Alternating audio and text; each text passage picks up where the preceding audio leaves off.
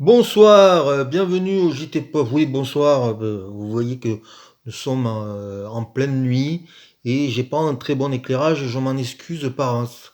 Mais vu le sujet, peut-être pas plus mal, car aujourd'hui nous allons parler du cabinet des curiosités de Guillermo del Toro. Alors, je ne l'ai pas mis dans mon coup de cœur parce que c'est 8 épisodes, mais c'est une anthologie euh, de d'histoires horrifiques très différentes les unes des autres. Et comme c'est une anthologie, comme dans la plupart des anthologies, il y en a qui vous touchent plus que d'autres. Mais il y en a qui sont vraiment formidables. Mais il y en a, il y a des épisodes de la série dont j'ai déjà oublié. Ça peut arriver, c'est pas bien grave, mais c'est quand même de la qualité. C'est souvent bien réalisé. Il y a des moyens. Il y a des grands réalisateurs qui sont aux manettes. Par exemple, Vincenzo Natali, Panos Cosmatos et Jennifer Kent.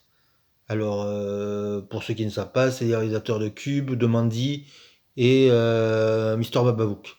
Donc, il y a vraiment pour tous les genres. On voit que la série est quand même a comme influence majeure, je dirais, H.P. Lovecraft. Je crois même qu'il y a 2 adaptations de H.P. Lovecraft et que souvent les monstres, le bestiaire, on peut dire vient du bonhomme. On est parfois dans le gothique, on est parfois dans l'époque actuelle. Il n'y a pas de règles. L'idée, c'est de parler de fantastique. C'est de parler surtout de l'âme humaine, sa complexité.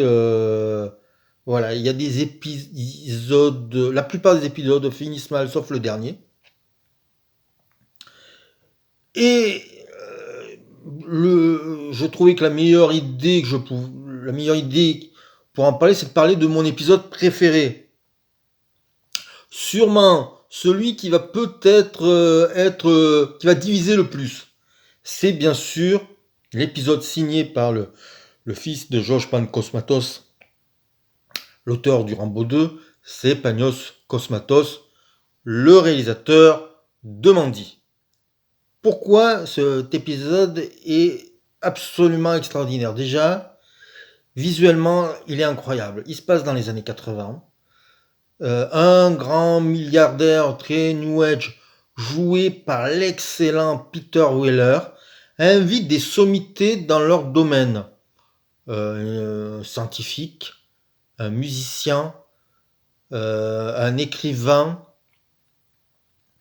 et un médium. J'avais oublié. Et, et je vais pas en dire plus.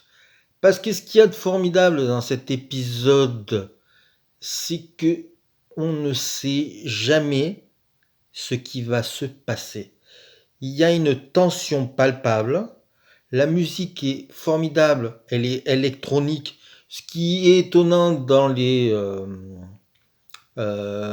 cette anthologie où elle est souvent, je dirais, plutôt symphonique. Là, on a quelque chose d'électronique avec un visuel qui casse le code de la lumière gothique. Et puis surtout, on a une atmosphère où on passe du comique à une horreur pure, mais dans les 10-15 dernières minutes. Et puis, c'est un énorme trip, comme il y a longtemps que je n'avais vu.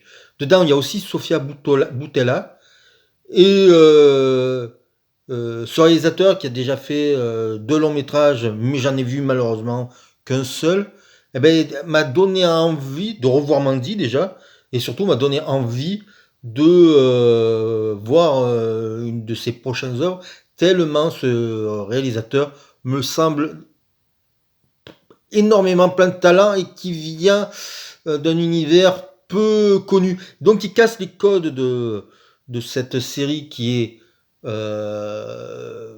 très, j'allais dire très dans l'univers un peu classique, et lui, il détonne complètement. Et voilà.